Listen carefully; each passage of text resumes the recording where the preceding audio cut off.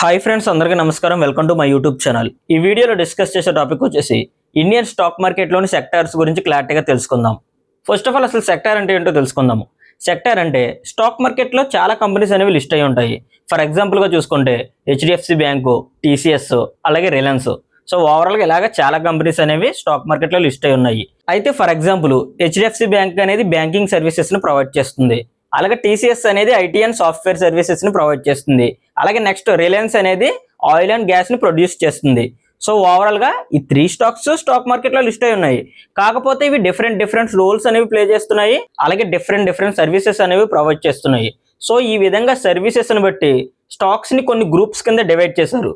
దాన్నే సెక్టార్ అంటారు. మీ అందరికీ క్లియర్గా అర్థమైంది కదా.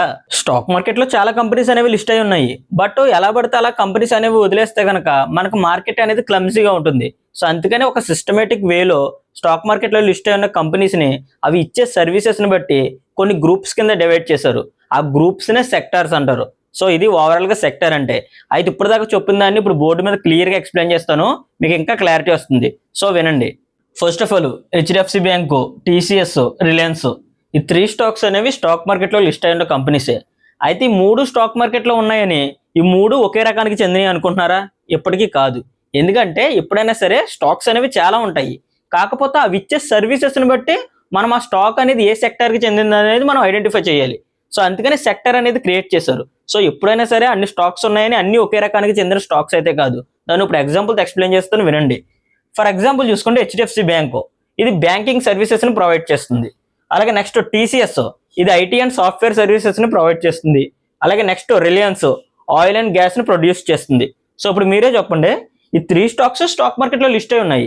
బట్ ఇక్కడ ఇవి ఇచ్చే సర్వీసెస్ అనేవి డిఫరెంట్గా ఉన్నాయి.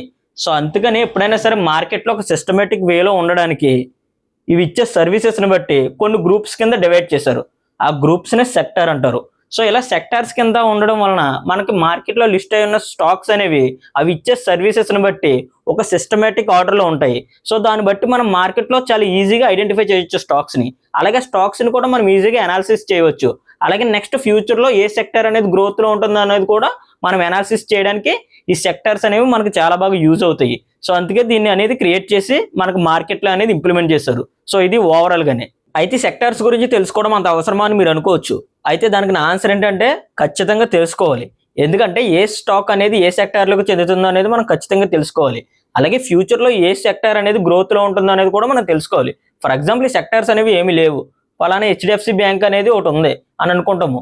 అది అసలు ఏం సర్వీసెస్ని ప్రొవైడ్ చేస్తుంది, అసలు దాంట్లో మనం ఎందుకు ఇన్వెస్ట్మెంట్ చేయాలి, ఇవేమి మనకు తెలియలేనప్పుడు మనం ఏమి చేయలేము. అసలు మళ్ళీ దానికి ఆల్టర్నేటివ్ స్టాక్స్ ఏమైనా ఉన్నాయా లేదా అనేది కూడా మనకు తెలియాలంటే ఆ సెక్టార్ని మనం ఐడెంటిఫై చేయాలి. ఫర్ ఎగ్జాంపుల్ హెచ్డిఎఫ్సి బ్యాంక్ ఉంది, ఐసిఐసిఐ బ్యాంక్ ఉంది, అలాగే ఎస్బీఐ బ్యాంక్ ఉంది. ఇవన్నీ ఉన్నాయంటే మనకు పర్టికులర్గా ఈ సెక్టర్లు ఇవి ఉన్నాయనేది మనకు సిస్టమేటిక్గా తెలుస్తుంది. అదే ఇటువంటి సెక్టర్స్ ఏమీ లేవనుకో మనకేమీ తెలియదు. హెచ్డిఎఫ్సి బ్యాంక్ ఉంది, ఇంకా ఏయో ఉన్నాయనుకుంటా అని మనం అనుకుంటాం అంతే. సో ఇలాగ మనం అవి ఇచ్చే సర్వీసెస్ని బట్టి ఒక సిస్టమేటిక్ ఆర్డర్లో క్రియేట్ చేసామనుకో సెక్టార్ కిందని, అప్పుడు మనకు తెలుస్తుంది, హెచ్డిఎఫ్సి బ్యాంక్ కాకపోతే ఐసిఐసిఐ బ్యాంక్ ఉందిరా, లేకపోతే ఎస్బీఐ బ్యాంక్ ఉందనేది మనకి సెక్టర్ ద్వారా క్లారిటీగా తెలుస్తుంది. సో దీని ద్వారా మనం అనాలిసిస్ చేయడానికి మంచిగా ఉంటుంది. అంటే మనకి క్లియర్గా క్లారిటీగా ఉంటుంది ఒక ఏదైనా స్టాక్లో అనాలిసిస్ చేయాలంటే. ఫర్ ఎగ్జాంపుల్ ఫ్యూచర్లో బ్యాంకింగ్ సెక్టర్ అనేది భూమిలో ఉంటుంది అనుకున్నాము. సో ఇప్పుడు ఆటోమేటిక్గా బ్యాంకింగ్ సెక్టర్లో ఉన్న స్టాక్స్ అన్ని చూస్తాము, అవన్నిటిని కంపేర్ చేస్తాము, అనాలిసిస్ చేస్తాము. సో అప్పుడు ఆటోమేటిక్గా ఏదో స్టాక్లో ఇన్వెస్ట్మెంట్ చేస్తాము. సో ఓవరాల్గా ఈ విధంగా అనాలిసిస్ చేయడానికి సెక్టర్ అనేది చాలా బాగా యూజ్ అవుతుంది. అలాగే మార్కెట్ అనేది ఒక సిస్టమేటిక్ వేలో రన్ అవ్వడానికి ఈ సెక్టార్స్ అనేవి చాలా బాగా యూజ్ అవుతాయి. ఫర్ ఎగ్జాంపుల్ బ్యాంక్ నిఫ్టీ ఉంది. బ్యాంక్ నిఫ్టీ అనేది మనకు ఎలా తెలుస్తుంది, ఎందుకంటే బ్యాంకింగ్ సెక్టార్లో ఉన్న టాప్ 12 స్టాక్స్ని ఒక ఇండెక్సెస్ కింద క్రియేట్ చేసి ఆ సెక్టార్లో ఉన్న స్టాక్స్ని దాన్ని మనం బ్యాంక్ నిఫ్టీ కింద ఇండెక్స్ అనేది క్రియేట్ చేశారు. సో ఆటోమేటిక్గా ఆ బ్యాంక్ నిఫ్టీ యొక్క పర్ఫార్మెన్స్ చూస్తే మనకి బ్యాంకింగ్ సెక్టర్ అనేది ఏ విధంగా ఉందనేది మనకి క్లారిటీగా అర్థమవుతుంది. సో అందుకనే సెక్టర్ అనేది చాలా ఇంపార్టెంట్. అయితే సెక్టార్స్లో ఎన్ని టైప్స్ ఆఫ్ సెక్టర్స్ ఉన్నాయనేది ఇప్పుడు బోర్డు మీద క్లియర్గా ఎక్స్ప్లెయిన్ చేస్తాను, వినండి. అయితే స్టాక్ మార్కెట్లోని టైప్స్ ఆఫ్ సెక్టార్స్లో మెయిన్గా 18 సెక్టార్స్ ఉంటాయి. అవి ఏంటో ఇప్పుడు చెప్తాను, వినండి.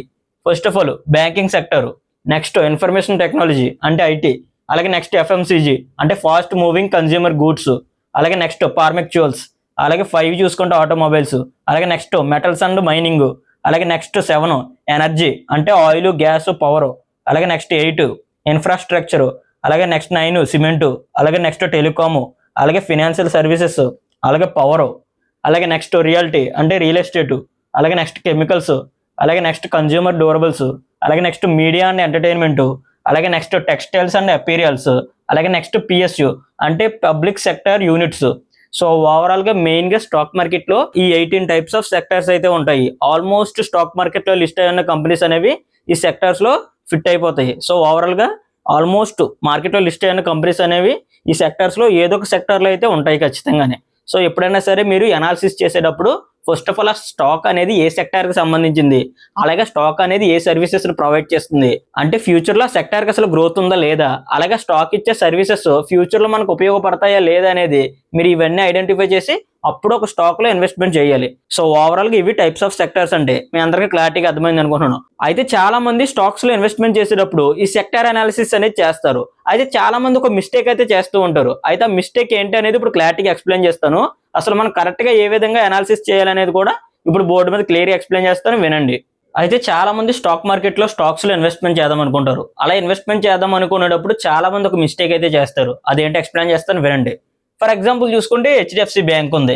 అయితే ఈ బ్యాంకుకి ఇంకా ఆల్టర్నేటివ్ ఏదో ఒకటి చూద్దామని ఇన్ఫోసిస్ ని దీంతో ఆల్టర్నేటివ్ కింద మనకి అనాలిసిస్ చేస్తారు. మీకు అర్థమవుతుందా? హెచ్డిఎఫ్సి బ్యాంక్ అనేది ఏంటి, బ్యాంకింగ్ సెక్టర్. బట్ ఇన్ఫోసిస్ అనేది ఏంటి, ఐటీ కంపెనీ. అయితే వీళ్ళు ఈ రెండిట్లకి కంపేర్ చేస్తారు. అంటే ఎలా అంటే ఇది ఎంత ప్రాఫిట్ ఇచ్చింది, ఇది ఎంత ప్రాఫిట్ ఇచ్చింది అని ఈ రెండిట్లకి కంపేర్ చేస్తారు. అంటే వీటి పిఈ రేషియోలు ఎలా ఉన్నాయి, అలాగే ఫ్యూచర్ లో పర్ఫార్మెన్స్ ఏ విధంగా చేస్తుంది అనేది ఈ టూ కంపెనీస్ కి వాళ్ళు అనాలిసిస్ అనేది చేస్తారు. కానీ అయితే ఎప్పుడు అలా చేయకూడదు. ఎందుకంటే హెచ్డిఎఫ్సి అనేది బ్యాంకింగ్ సర్వీసెస్, ఇన్ఫోసిస్ అనేది ఐటీ సర్వీసెస్ ను ప్రొవైడ్ చేస్తుంది. సో ఈ రెండింటికి మనం కంపేర్ చేయకూడదు. అలాగే నెక్స్ట్ టీసీఎస్ చూసుకుంటూ ఓఎన్జీసీ, ఈ రెండు కంపెనీస్ అనేవి డిఫరెంట్. ఎప్పుడు ఈ టూకి మనం లింక్అప్ చేసి అయితే అనాలిసిస్ చేయకూడదు. అలాగే నెక్స్ట్ రిలయన్స్ చూసుకుని ఎస్బీఐతో అనాలిసిస్ చేస్తానంటే అది రాంగ్ ఫుల్ గాని. ఎందుకంటే రిలయన్స్ అనేది ఆయిల్ అండ్ గ్యాస్ ని ప్రొడ్యూస్ చేస్తుంది, ఎస్బీఐ అనేది బ్యాంకింగ్ సర్వీసెస్ ని ప్రొవైడ్ చేస్తుంది. సో అలాంటప్పుడు ఈ రెండింటికి కంపేర్ చేసి ఈ రెండింటిలో మనం ఏదో పిక్ చేసుకుందాం అంటే అలా కాదు. ఎప్పుడైనా సరే అనాలిసిస్ చేసేటప్పుడు ఎలా అంటే హెచ్డిఎఫ్సి బ్యాంక్ ఉంది, అదే సెక్టర్ లో ఎస్బీఐ బ్యాంక్ కూడా ఉంది. అప్పుడు ఈ రెండిట్లో ఏ కంపెనీ అనేది బాగా పర్ఫామ్ చేసింది అనేది మనం తెలుసుకుంటే కనుక ఇలా మనం బ్యాంకింగ్ సెక్టర్ కి సంబంధించిన స్టాక్స్ లో ఇన్వెస్ట్మెంట్ చేయాలి. అలాగే నెక్స్ట్ టీసీఎస్ ఉంది, అలాగే నెక్స్ట్ ఇన్ఫోసిస్, ఈ రెండు ఐటీ కంపెనీసే. సో ఈ రెండిట్లో బెస్ట్ ఏది అనేది మనం అనాలిసిస్ చేసి అప్పుడు ఇన్వెస్ట్మెంట్ చేయాలి. అలాగే నెక్స్ట్ రిలయన్స్ ఉంది, ఓఎన్జీసీ ఉంది, ఈ రెండు ఆయిల్ అండ్ గ్యాస్ ని ప్రొడ్యూస్ చేస్తాయి. సో అప్పుడు ఆటోమేటిక్గా ఈ రెండింటిని అనాలిసిస్ చేసి కంపారిటివ్లీ బెస్ట్ వన్ ని మనం ఎంచుకోవాలి. అంతే తప్ప మనం ఈ విధంగా ఇన్వెస్ట్మెంట్ చేయాలి తప్ప ఒక స్టాక్ ఏమో డిఫరెంట్ సెక్టర్, అలాగే ఇంకో స్టాక్ ఏమో డిఫరెంట్ సెక్టర్ అయ్యి ఆ రెండింటిని మనం కంపేర్ చేస్తే కనుక ఆ అనాలిసిస్ అనేది రాంగ్ అవుతుంది. సో అందుకని ఎప్పుడైనా సరే అనాలిసిస్ అనేది ఈ విధంగా చేయాలి. అలాగే నెక్స్ట్ ఎప్పుడైనా సరే ఇన్వెస్ట్మెంట్ చేసేటప్పుడు మన మనీ అనేది ఒకే సెక్టర్ లో పెట్టకుండా డిఫరెంట్ సెక్టర్స్ లో డైవర్సిఫై చేయడం ద్వారా మన రిస్క్ అనేది తగ్గుతుంది. ఎందుకంటే స్టాక్ మార్కెట్ లో 18 టైప్స్ ఆఫ్ సెక్టర్స్ ఉన్నాయి. సో అలాంటప్పుడు మనము ఆల్మోస్ట్ 18 కాకపోయినా ఒక 5 సెక్టర్స్ లేదా ఒక 7 సెక్టర్స్ లేదా ఒక 10 సెక్టర్స్ లో మన మనీ అనేది డైవర్సిఫై చేయాలి. ఎందుకంటే మనం ఒకే సెక్టర్ లో పెట్టేసాం అనుకో ఆ సెక్టర్ అనేది అసలు పెరగకుండా గ్రోత్ అనేది ఏం లేకుండా అలా ఉండిపోయి లాస్ లోకి వెళ్ళిపోయింది అనుకో ఆటోమేటిక్గా మన మనీ అనేది లాస్ అవుతాం. అదే డిఫరెంట్ సెక్టర్స్ లో మనం డైవర్సిఫై చేయడం ద్వారా మన మనీ అనేది డైవర్సిఫై అవుతుంది. ఆటోమేటిక్గా ఎవ్రీ సెక్టర్లోకి మన మనీ అనేది వెళ్తుంది. సో అప్పుడు ఆటోమేటిక్గా ఏదో ఒక సెక్టర్ అనేది భూమిలోకి వెళ్తుంది. సో అప్పుడు అనేది మనకు లాస్ అనేది కవర్ అయ్యి ఒక దిక్కున ప్రాఫిట్ వచ్చినా ఇంకో దిక్కున లాస్ వచ్చినా అదంతా కవర్ అయ్యి ఎండ్ ఆఫ్ ది డే మనం ప్రాఫిట్ లో ఉంటాము.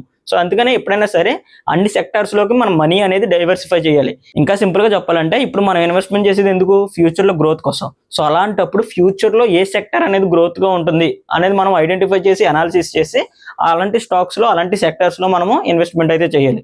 సో ఇది ఓవరాల్ గా సెక్టర్స్ అంటే మీ అందరికీ క్లియర్ గా క్లారిటీగా అర్థమైంది అనుకుంటున్నాను. సో ఇది ఫ్రెండ్స్ ఓవరాల్ గా వీడియో. అయితే చాలా రోజుల నుంచి మన ఛానల్లో లాంగ్ వీడియో అయితే పోస్ట్ చేస్తలేదు కొన్ని వర్క్స్ ఉండడం వలన, దానికి సారీ, నన్ను క్షమించండి. ఓన్లీ షార్ట్ ఫార్మాట్ కంటెంట్ అనేది ప్రొవైడ్ చేస్తున్నాను. సో ఇక్కడ నుంచి రెగ్యులర్ గా లాంగ్ వీడియోస్ కూడా పోస్ట్ చేస్తాను. So sorry. అలాగే నెక్స్ట్ మీకు ఇంకా ఏమైనా టాపిక్స్ కావాలంటే నాకు చెప్పండి, నాకు కామెంట్స్ లో మెన్షన్ చేస్తే కనుక నేను ఆ టాపిక్స్ పైన వీడియో చేస్తాను. ఓకేనా? అలాగే ఈ సిరీస్ని కంటిన్యూ చేస్తాను. మీకు ఏమైనా డిఫరెంట్గా కావాలంటే కనుక నాకు చెప్పండి, నేను అట్లనే వీడియోస్ కింద క్రియేట్ చేసి మీకు ప్రొవైడ్ చేస్తాను. ఫ్రీగానే కదంతా యూట్యూబ్ ప్లాట్ఫామ్ అనేది. సో నేను మీకు అది ప్రొవైడ్ చేస్తాను. అలాగే మనల్ని యూట్యూబ్లో రెగ్యులర్గా ఫాలో అవ్వండి. అలాగే కొత్తగా ఎవరైనా వచ్చి చూస్తే కనుక మన ఛానల్ని సబ్స్క్రైబ్ చేసుకోండి. ఓకేనా? అలాగే మనల్ని ఇన్స్టాగ్రామ్లో కూడా ఫాలో అవ్వండి. ఇన్స్టాగ్రామ్లో షార్ట్ ఫార్మాట్ కంటెంట్ అనేది ప్రొవైడ్ చేస్తున్నాను. సో అది కూడా మీకు బాగా యూస్ఫుల్ అవుతుంది. అలాగే మనల్ని టెలిగ్రామ్ గ్రూప్లో కూడా ఫాలో అవ్వండి. ఎందుకంటే నేను వీడియోలో చెప్పే మ్యాటర్ అంతా కూడా ఒక నోట్స్లో ప్రిపేర్ చేసి ఫొటోస్ అనేవి టెలిగ్రామ్ గ్రూప్లో అప్లోడ్ చేస్తున్నాను. సో అది మీకు యూస్ఫుల్ అవుతుంది. సో అందుకని గ్రూప్లో కూడా జాయిన్ అవ్వండి. అలాగే ఇన్స్టాగ్రామ్లో కూడా ఫాలో అవ్వండి. అలాగే యూట్యూబ్లో కూడా మనల్ని సబ్స్క్రైబ్ చేసుకోండి. నేను అప్లోడ్ చేసే కంటెంట్ని రెగ్యులర్గా చూడండి, మీకు ప్రతిదీ యూజ్ అవుతుంది.